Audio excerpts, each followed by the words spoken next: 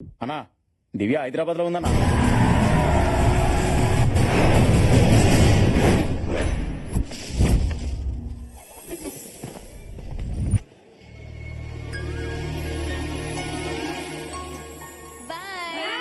ఎంతసేపు మొక్కల్ని పిల్లల్ని ప్రేమించడం కాదు, కొంచెం మాలవ గురించి కూడా పట్టించుకోవచ్చుగా. చిక్కుడు చెట్టు అంత బాడీ పెరిగింది కానీ చింతకాయ అంత బ్రెయిన్ పెరగలేదు సార్ మేడం కి. అవునా? మీరు ఫీల్ అవ్వకరు సార్. మేడం మ్యాటర్ ఏంటంటే ఈ మొక్కలు తుప్పలు నమ్ముకుంటే మీకు ఏమొస్తుంది మేడం? మహా అయితే పూలు కాయలు. అదే ఈ ఫారెన్ మొక్కలు నమ్ముకున్నారు అనుకోండి, తెల్ల తెల్ల పిల్లకాయలు. మీరు ఆగిల్ మీద కాన్సన్ట్రేట్ చేయొచ్చుగా. ఏయ్, నేను ఒక్కసారి కాన్సన్ట్రేట్ చేస్తేనే నీ ఫ్యాక్టరీ మూతపడింది. మళ్ళీ ఇంకోసారి కాన్సన్ట్రేట్ చేస్తే ఇద్దరిని నిర్భయ యాక్ట్ కింద బుక్ చేయిస్తా. అయ్యో బాబోయ్, ఈ మధ్య హీరోలు కూడా పంచజాలోకి లేసేస్తున్నారా? Get lost. లాస్ట్ ఏంటి? సార్ నిర్భయ యాక్ట్ అంటే సార్ అసలే మన కంట్రీలో చట్టాలు చాలా స్ట్రాంగ్ గా తయారయ్యాయి.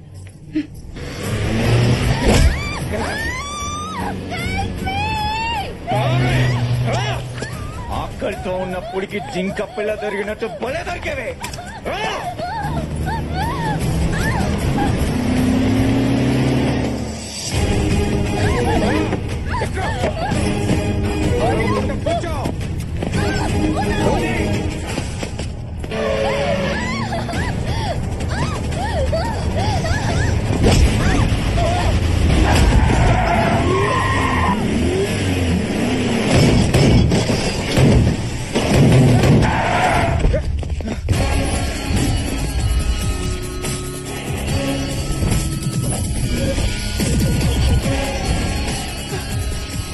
ఎవర్రా నువ్వు? ఎరా, నువ్వు ఒక పులి, ఆ అమ్మాయి ఒక జింక పిల్ల, మరి నేనెవరనరా? అంటర్నే. రేయ్, ఆ అమ్మాయితో నాకు చాలా పని ఉంది, మర్యాదగా తొప్పేయండి. నేనెవరో తెలుసా? నా బ్యాక్గ్రౌండ్ ఏంటో తెలుసా? తన్నులు తినే ముందు ప్రతివాడు చెప్పే ఫస్ట్ డైలాగ్ ఇదేరా. అయినా ఫోర్ గ్రౌండ్ లో నన్ను వదిలేసి బ్యాక్గ్రౌండ్ గురించి మాట్లాడతామేంట్రా పిచ్చనా కొడక? అంత పోటీగాడివా? నిన్ను వేసేసిన తర్వాతే దాన్ని తీసుకెళ్తా. వేసేయండ్రా. ఏంట్రా ఏసేది?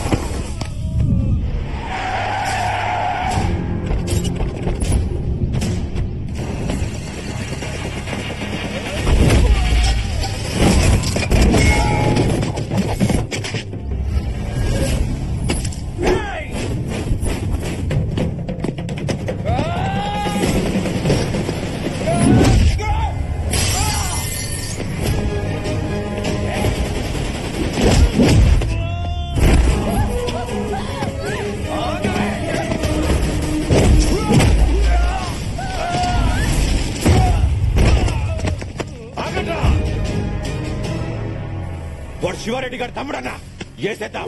తెలుసు. మరి వాడెవడు? అమ్మాయి ఫ్రెండ్ ఏమో. ఫ్రెండ్ అంటే వద్దు వదిలి అని బతిమాలతాడు. వినకపోతే పోలీసులకి ఫోన్ కొడతాడు. కానీ కసితో కొడుతున్న వీడిని చూస్తుంటే ఖచ్చితంగా దివ్యాన్ని ప్రేమించిన వాడే ఉంటాడు.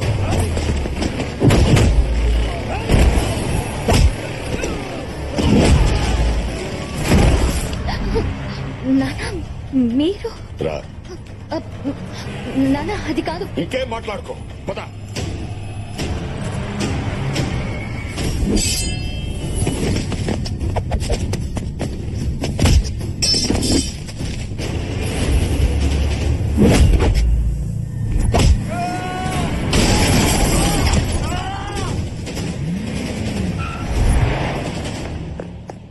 సార్ ఫ్యాక్టరీ కోసం వచ్చి ఫ్యాక్షన్ కూడా లేండి సార్. పైగా అమ్మాయి వెనకాల పెద్ద బ్యాక్గ్రౌండ్ ఉన్నట్టుంది.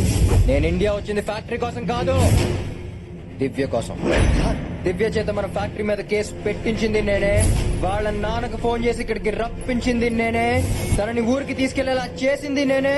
రేపు దానికి కాబోయే మొగుడిని కూడా నేనే.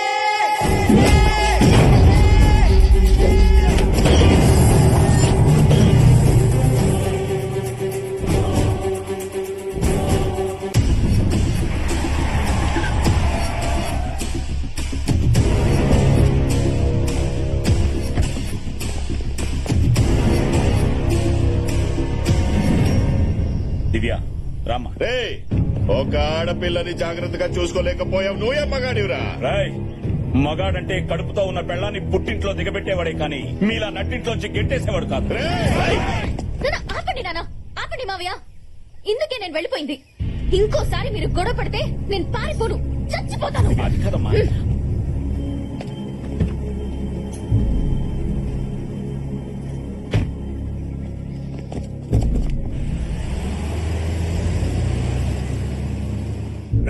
దాన్ని లేపేద్దాం అనుకుంటే మధ్యలో వాడేవడరా?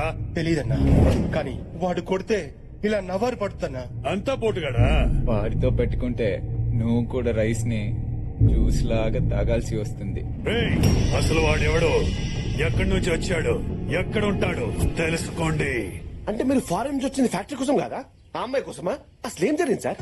అది నీకు తెలియాలంటే ముందు మా అమ్మ గురించి నీకు తెలియాలి. మా అందరితో సరదాగా నవ్వుతూ ఉన్నా తన మనసు మాత్రం ఇంకెక్కడ ఉందని నా ఎంగేజ్మెంట్ రోజు తెలిసింది. ఏమా ఫీల్ అయ్యావా? మీరు గేమ్ ఆడితే నేను డబుల్ గేమ్ ఆడాను. ఎలా ఉంది? నీ మీద ఎన్ని ఆశలు పెట్టుకున్నాను. నేను చేసిన తప్పు నీ ద్వారా సరిచేద్దాం అనుకున్నాను. నాకు అవకాశం లేకుండా చేశావు. ఏంటమ్మా, ఏంటి నువ్వు మాట్లాడేది? ఇన్నాళ్ళు మనకెవరు లేరని అబద్ధం చెప్పానురా. మన వల్ల చాలా కోల్పోయిన వాళ్ళు, మన వల్ల బాధపడిన వాళ్ళు, మన మీద ఇంకా కోపంగా ఉన్న వాళ్ళు ఉన్నారు. నాకు 4 అన్నయ్యలు. వాళ్ళకి నేనంటే ప్రాణం. నాకు వాళ్ళంటే ప్రాణం కన్నా ఎక్కువ. అదే ఊర్లో మా పెద్దన్నయ్యకు ఉన్న ఒకే ఒక బెస్ట్ ఫ్రెండ్ సాయిరెడ్డి గారు. సాయిరెడ్డి గారికి 4 చెల్లెళ్ళు. తమ స్నేహాన్ని బంధుత్వంగా మార్చుకోవడానికి తన చెల్లెలని మా అన్నయ్యలు చేసుకోవాలని నన్ను సాయిరెడ్డి గారికి ఇచ్చేయాలని నిర్ణయించుకున్నారు. నా చదువు పూర్తయిన తర్వాత మా ఇద్దరికి పెళ్లి చేయాలనుకున్నారు. ఈలోపు వాళ్ళ పెళ్లిళ్ళు జరిగిపోయాయి.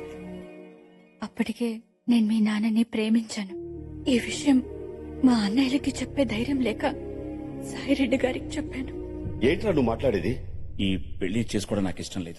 ఇక్కడ దాకా తీసుకొచ్చి ఇప్పుడు కాదంటావేంటి? నువ్వు ఆ రోజు మాటిచ్చావనే కదా నీ చెల్లెలని మేం చేసుకుంది. కానీ మా జాతకాలు కుదరట్లేదని పంతులు గారు చెప్పారు. ఇప్పుడు దాని పెళ్లి క్యాన్సిల్ అయితే తెలిస్తే ఎంత బాధపడుతుంది? నేను మాత్రం మీ చెల్లిని పెళ్లి చేసుకోలేను. క్షమించండి. ఆ తర్వాత సాయిరెడ్డి గారు మీ నాన్నకి నాకు రిజిస్టర్ ఆఫీస్ లో పెళ్లి చేసి ఫారిన్ పంపించేశారు. నా కోసం సాయిరెడ్డి గారు పెద్ద రిస్క్ తీసుకున్నారని తెలుసు. కానీ ఇంత అనర్థం జరుగుతుందని ఊహించలేకపోయాను. బాబా మా చెల్లెల్ని ఊరి నుంచి పంపించేసి మన స్నేహానికి ద్రోహం చేశావు. అందుకే మీ చెల్లెల్ని మా అందరి జీవితాన్ని నుంచి పంపించేస్తున్నా. ముగ్గుళ్ళుండి కూడా నీ చెల్లెలు ముండ మోపల్లాగా నీ కళ్ళెదురుగా తిరుగుతుంటే నువ్వు జీవితంతో కుళ్ళి కుళ్ళి ఏడవాలి.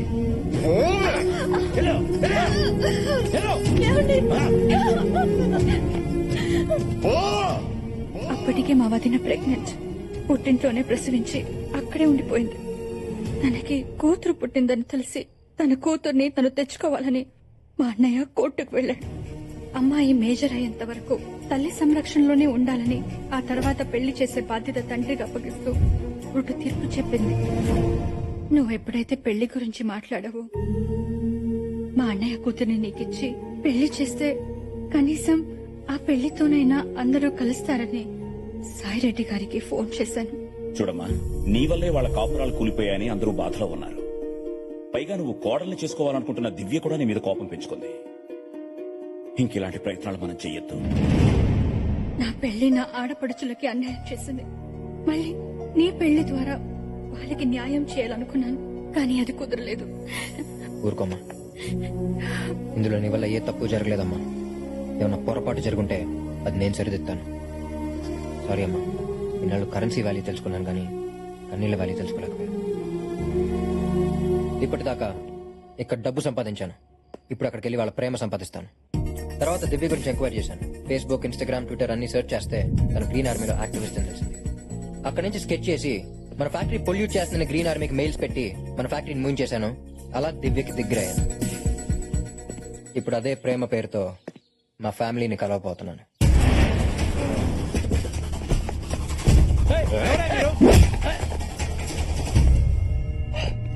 ఏయ్, ఎవరు మీరంతా? మా అన్న భూపతి, రఘుపతి, చలపతి, ఉమాపతి. మీ తిరుపత? కాదు, బొబ్బిలి. నా కూతుర్ని ప్రేమించడానికి ఎంత ధైర్యం నీకు?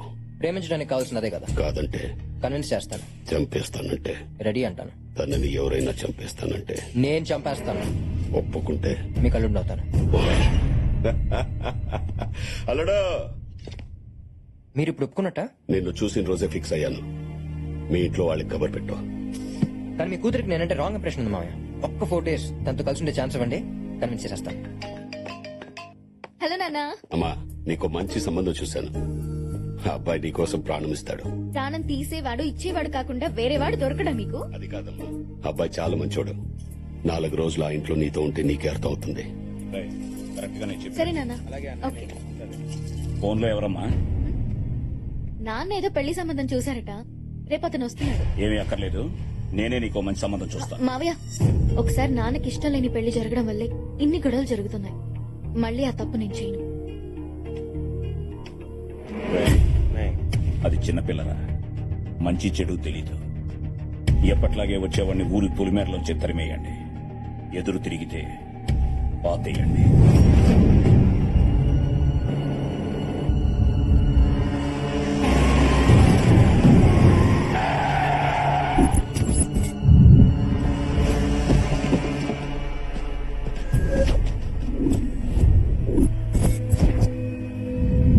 వచ్చే పెళ్లి కొడుకు ఈ బండిలోనే ఉన్నాడు. బండిలోనే పాతేయండ్రా.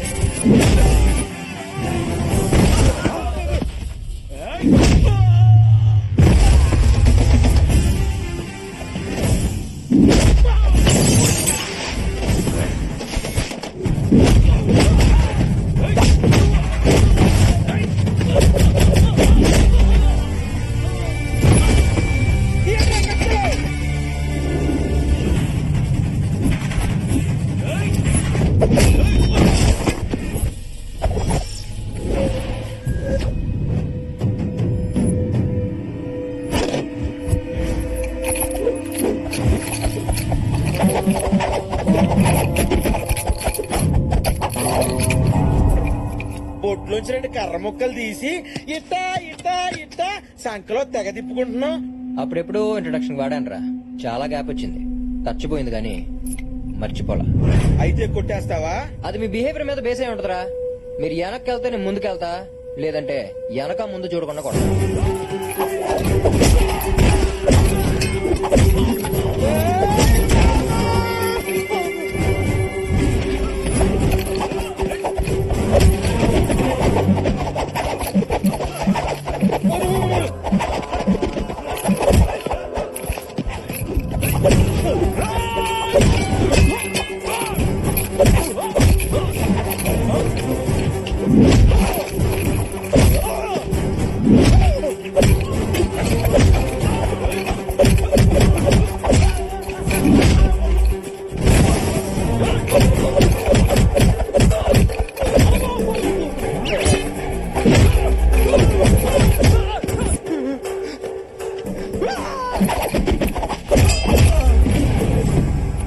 రేయ్, అందరూ చొక్కాలు ఇప్పేసి కూర్చోండ్రా.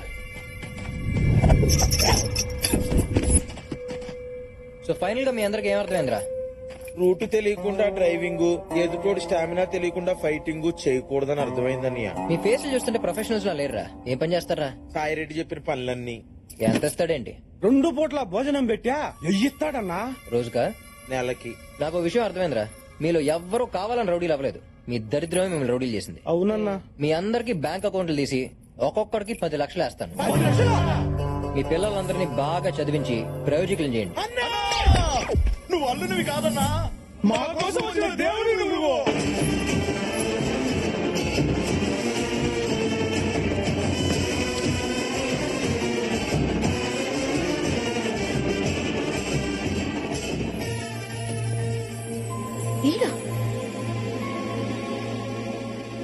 దివ్య, నాన్న, నువ్వు పంపించిన వాడు ఎవరో తెలుసా? తెలుసమ్మా, నిన్ను ప్రేమించినోడు. అయ్యో, అదంతా డ్రామా నాన్న.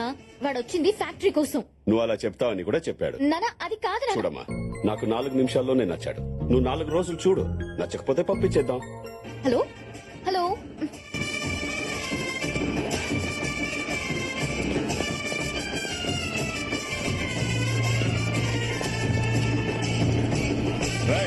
ఆపండ్రా. ఊరవతల వేసేయమంటే ఊరేగింపుగా వచ్చారేంట్రా? ఇదిగో అన్నయ్య, బాబుని మేము అల్లుడిగా ఫిక్స్ అయిపోయాం, నువ్వు కూడా ఫిక్స్ అయిపో అన్నయ్య. ఏంట్రా ఫిక్స్ అయ్యేది? చేస్తావా? కూల్ కూల్ బాబాయ్. రౌడీష్ బాబాయ్తో కొంచెం పర్సనల్ గా మాట్లాడాలి. మీరు ఈ లోపు లగేజ్ లోపల పెట్టండి. రేయ్, పదండ్రా. చూడు బాబాయ్, ఆ భూపతి రాజు పంపితే ఇక్కడికి రాలేదు. దివ్యను ఇష్టపడ్డాను కాబట్టి వచ్చాను. సో మీరు ఈవెంట్ స్టోరీలోకి నా లవ్ స్టోరీని లాక్కండి ప్లీజ్. కోఆపరేట్ చేయండి. ఏంట్రా కోఆపరేట్ చేసేది? ముందైతే నాకు నచ్చాలి కదా. 4 రోజుల్లో ఎలాగో వెళ్ళిపోతాడు, ఉండనివ్వండి. ఎక్స్ట్రాలు చేసావు. Okay bye.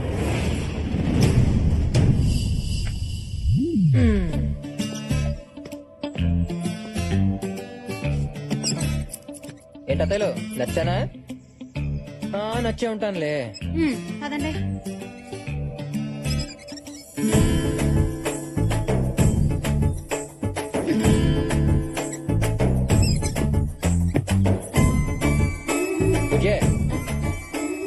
నువ్వు అక్కడ లవ్ కట్ చేసుకుని వస్తే నేను ఇక్కడ మ్యారేజ్ సెట్ చేసుకుని వచ్చా. ఎలా ఉంది ట్విస్ట్? 4 రోజుల్లో నేను చెక్అవుట్ చేస్తా. నీ లగేజ్ తో రెడీగా ఉండు. అబ్బో, ఇందాక నుంచి అబ్జర్వ్ చేయలేదు గానీ లంగా ఉన్నలో బెల్ల సెక్సీగా ఉన్నావే. అన్నాడు అన్నాడక్క. అబ్బో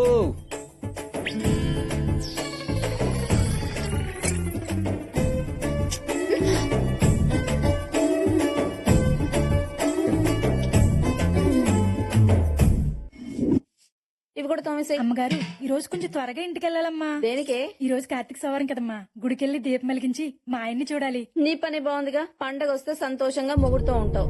మాకే ఏ అదృష్టం లేదు. 25 ఏళ్ల నుంచి ఏ పండగ లేకుండా ఇక పుట్టింట్లోనే పడున్నాం. ఏ ముహూర్తాన మహాతల్లి పెళ్లి చేసుకు వెళ్ళిపోయిందో గాని అప్పటి నుంచి మన తలరాత్రులు ఇదిగో ఇలా ఏడ్చాయి. ఆవిడకే పెళ్లి చేసుకుని బానే ఉంది. ఎవరితోనో లేచిపోయి మనందరికీ మనశ్శాంతి లేకుండా చేసింది. ఏంటో మీటింగ్ పెట్టారు? ఓ, నా పెళ్లి గురించి ప్లాన్ చేస్తున్నారా? కాదు, నిన్నెలా బయటికి పంపాలని ఆలోచిస్తున్నాం. అబ్బచ్చా, నేను అంతా విన్నానులే గాని అయినా మీరు అత్తలు కాదు, అప్సరసలు. ఎంత అందగత్తులు వదిలేసుకున్నందుకు మీరు కాదత్త, వాళ్ళు అడవాలి. అందం ఉండి ఏం ప్రయోజనలే బాబు. ఓ పాపిస్తు దాని వల్ల మా జీవితాలు ఇలా తయారయ్యాయి. ఇప్పుడేంటి మావంతా గుడికి వెళ్ళకపోతున్నారని బాధపడుతున్నారు అంతే కదా? పిచ్చెత్తలు. పండగ పూట 10 నిమిషాలు గుళ్ళో చుట్టం ఎందుకు? మిమ్మల్ని పర్మనెంట్ గా మీ మొగుళ్ళతో కలిపేస్తా. అప్పుడు మీరు ప్రతిరోజు పండగ చేసుకోవచ్చు. ఏయ్, అనవసరంగా వీళ్ళలో లేనిపోని ఆశలు రేకెత్తించకు. ఇంట్లోకి రానిచ్చాం కదా అని ఇంటి విషయాల్లో తలదూర్చావో తెగిపోద్ది. అలాగే బాబాయ్. అబ్బాయి, అయినా మీరు తలంచుకుని తాళి కట్టించుకుందే వాళ్ళని తలుచుకుని బతకటం కాదత్త, వాళ్ళతో కలిసి బతకటానికి నేను కలుపుతా. ఏయ్, ఇది నీ వల్ల కాదు. నా వల్ల కాకపోతే ఎక్కడి నుంచి వెళ్ళిపోతాను. నిజంగా వెళ్ళిపోతావా? ఆ? ఈ మాట మీద నిలబడాలి. ఈ కార్తిక్ గడు భూమి మీద కన్నా మాట మీద ఎక్కువ నిలబడతాడు.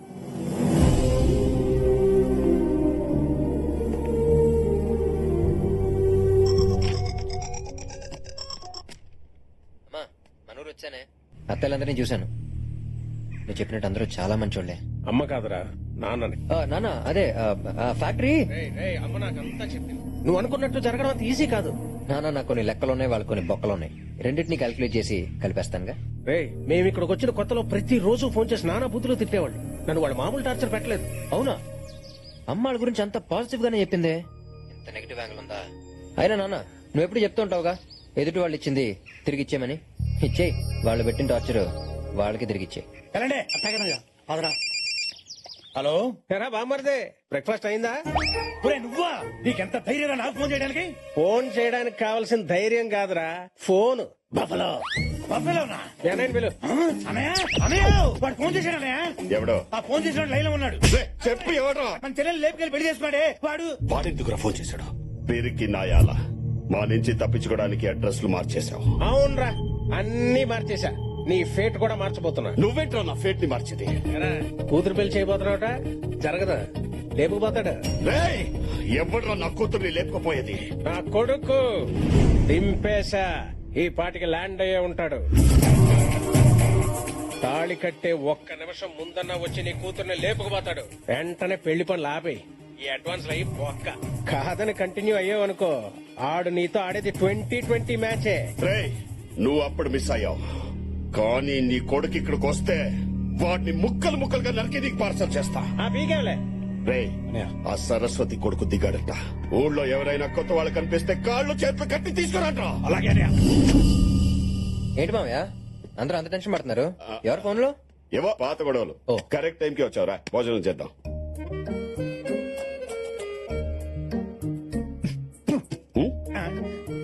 ఎలా తిన్నారు మామయ్య? అది అసలు మనిషి అనేవాడు తింటాడా? ఇది ఏ మాటకు ఆ మాట చెప్పుకోవాలి కానీ మామయ్య, ఆ ఇంట్లో ఆ ఫుడ్, ఆ టేస్ట్, బాబా బాబా ఎంతైనా ఆడాలి చేయదగిలితేనే కదా మామయ్య వంటలు రుచిగా ఉండేది. అవునవును. నిన్న సొరకాయ తప్పలం తాలింపు పెడతంటే ఆ స్మెల్ ఉంది. మా ఆవిడ మీనాక్షి అందులో స్పెషలిస్ట్, దాల్చిన చెక్కేసి ఉండాలి. చేసిందా? అందుకని అంత బాగుంది. మొన్న నాటుకోడి పులుసు ఎవరు చేశారో తెలియదు గానీ రుక్మని మా ఆవిడే నాటుకోడి పులుసుకి ఫేమస్. అందులో ములక్కాడేసిందా? వేసే ఉంటదిలే. అసలు ఇదంతా కాదు మామయ్య, పెద్ద తై పట్టించిన పచ్చడి ఉంది. రోట్లో పచ్చడి నూరుతూ ఉంటే నోట్లో నీళ్లు ఊరిపోతుంటే నమ్మండి. వాళ్ళందరినీ అక్కడికి పంపించి మీరు ఇక్కడ చాలా కష్టపడుతున్నారు కానీ ఆ సారెడ్డి మాత్రం చాలా సుఖపడుతున్నాడు మామయ్య. దేనికన్నా రాసి పెట్టి ఉండాలి. అయ్యా సాంబార్ తిను. ఆయన చూడండి, ఆ సాంబార్లో మంచినీళ్లు కలుపుతున్నాడు, వాడు చెమటలే పడుతున్నాయో దేవుడికే తెలియాలి. నాది అయిపోయింది, మీరు కానివ్వండి. కానీ ఒక్కటి మాత్రం నిజం మామయ్య, ఇంట్లో అన్నీ ఉన్నాయి, ఒక్క ఆనందం తప్ప. అది మాత్రం ఆ ఇంట్లోనే ఉంది. ఏం మాట్లాడుతున్నావు అల్లుడు? వాడిని పొగడ్డానికి నిన్ను అక్కడ పంపించింది. ఇంతకి దివ్య ఏమంటుంది? అమ్మాయి అయితే ఆల్మోస్ట్ ఓకే మామయ్య. మీ ఇంట్లో వాళ్ళకి పెళ్లి విషయం చెప్పావా? చెప్పా, వాళ్ళు బయలుదేరి వస్తున్నారు. మరి ఇంకేంటి ప్రాబ్లం? అసలు ప్రాబ్లం ఏది కదా మామయ్య, మా పేరెంట్స్ సంగతి మీకు తెలియదు. మా అమ్మకి పట్టింపులు ఎక్కువ, మా నాన్న కోపం ఎక్కువ. ఇల్లు చూస్తున్నావు లేడీస్ లాగా బోసుగా ఉంది, వాళ్ళు వచ్చి చూస్తే ఏమంటారో నాకు టెన్షన్ గా ఉంది. అరే చిన్న పంతం కోసం పిల్లల్ని వదిలేశారంటే అలాంటి ఇంటి నుంచి వచ్చిన అమ్మాయి రేపు నిన్ను వదిలేదని గ్యారంటీ ఏంట్రా అని అడిగితే నేనేం చెప్పను మామయ్య. అయితే ఇప్పుడు ఏమంటావు? అత్తయ్యలు తెచ్చేద్దాం మామయ్య. అల్లుడు ఏం మాట్లాడుతున్నావు? మీ వాళ్ళ కోసం ఆ 25 పగని పక్క పెట్టి వాటిని ఇక్కడ తీసుకురావాలా? అదే మీ వాళ్ళ ప్రాబ్లం అయితే ఈ పెళ్లి జరగదు. మొత్తం రివర్స్ అయ్యేలా ఉంది. దీనికి ఎందుకు మామయ్య అంత ఆవేశపడతారు? ప్రతి ఊరికి ఒక బైపాస్ ఉన్నట్టే ప్రతి ప్రాబ్లం కి ఒక సొల్యూషన్ ఉంటది. అయితే దీనికే సొల్యూషన్ ఉందో చెప్పు. Tent house. హౌసా? అవును మామయ్య. ఇప్పుడు పెళ్లి అనగానే మనం ఏం చేస్తాం? టెంట్ హౌస్ కి వెళ్లి టేబుల్స్, కుర్చీలు, తప్పెళ్ళాలు, గంగళాలు తెచ్చుకుని ఆ పెళ్లి ఉన్న 2 రోజులు వాడుకుని తర్వాత పంపించేస్తాం. అలాగే మీ పిల్లల్ని తెచ్చుకుని ఆ పెళ్లి ఉన్న 2 రోజులు వాడుకుని తర్వాత పంపించేద్దాం. దీనివల్ల మనకు 2 బెనిఫిట్స్ మామయ్య. ఒకటి ఈ పెళ్లి జరుగుద్ది, ఇంకొకటి మళ్ళీ ఆ సాయిరెడ్డిని దెబ్బతీసినట్టు అవుతాయి. అల్లుడు ఐడియా అదిరిపోయింది. టెంట్ హౌస్ అయితే రెంట్ కట్టాలి, వీళ్ళకి అది కూడా అక్కర్లేదుగా. ఇది మామూలు ఐడియా కాదు, వాడేసుకుందాం. సరే అయితే దీన్ని అలసిగా తీసుకుని వాళ్ళతో రాసుకో పోసుకో తిరగకూడదు. పెళ్ళవగానే వాళ్ళు ఒక్క రోజు కూడా ఉండకూడదు. ఇప్పుడు చూడనయ్యా ఎలా వాడేస్తాం. ఏంటి? అదే దబ్బేళాలు గంగాళాలు.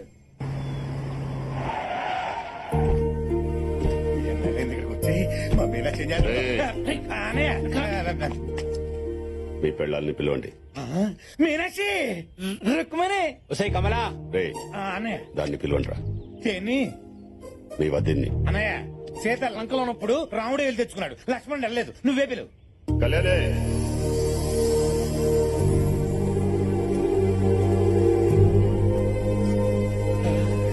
వచ్చింది మీనాక్షి. రుక్మణి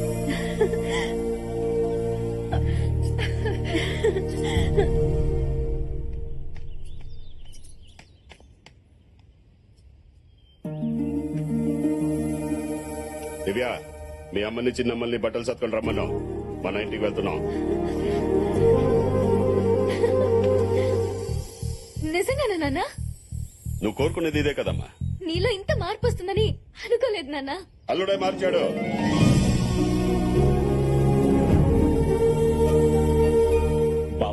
ఆగో, వీళ్ళందరూ మాతో కలిసి ఉండాలంటే నీ కను చూపు కూడా మా ఇంటిని తాక్కూడదు. రే నీ మీదున్న పగాన్ తీసిగా మర్చిపోను. 7 కొండల వాడికి వడ్డీ ఎలా పెరుగుతుందో నీ మీద నాకు పగ కూడా అలాగే పెరుగుతుంది. ఎప్పటికైనా నువ్వు నా శత్రువే. అన్నయ్య వాడి మాటలేం పట్టించుకోకండమ్మా. మీరిక్కడ నాతో ఉండడం కంటే అక్కడ వాళ్లతో సంతోషంగా ఉండడమే నాకు కావాల్సింది. ఈ రోజు కోసం ఎన్నో ఏళ్లుగా ఎదురు చూస్తున్నాను. మీరెక్కడున్నా ఈ అన్నయ్య ఆశీస్సులు మీకెప్పుడు ఉన్నాయి. వెళ్ళండమ్మా. అయిపోయినాయి నీ అప్పగింతలు. మాకు అప్పగిస్తే మేము తీసుకెళ్లిపోతాం. రామేష్ అదేనయ్యా, ఆడవాళ్ళందరూ ఆ బండి ఎక్కువ చూస్తున్నాడు. కొందరు పోనీ కొందరు తగ్గకూడదు అంతే.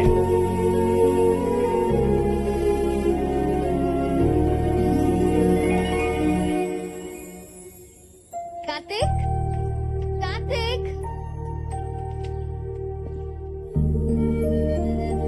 ఇన్నాళ్ల తర్వాత దేవుడు నా కోరిక నీ ద్వారా ఇలా నెరవేరుస్తాడని అనుకోలేదు. నా లైఫ్ లోనే నేను చాలా హ్యాపీగా ఉన్న క్షణాలు ఏవైనా ఉంటే అవి ఇవే. ఇదిగో నీకు కావాల్సిన పేపర్స్.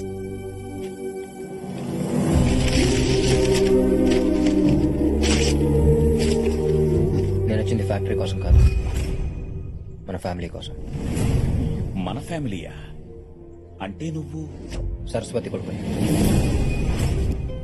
అవును బాబాయ్. ఈ విషయం ముందే చెప్పొచ్చు కదా. మా అమ్మని ద్వేషిస్తున్న మీరు నేను ఇంట్లో కూడా రానవరని చెప్పలేదు బాబాయ్. మా అమ్మ కోసం మీరు మీ ఫ్యామిలీ ఇన్నేళ్లు సఫర్ అయ్యారు.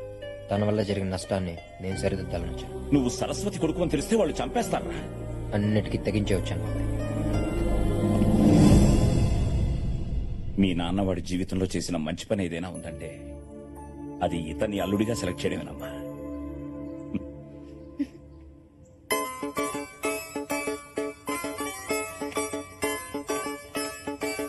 I love you Baba.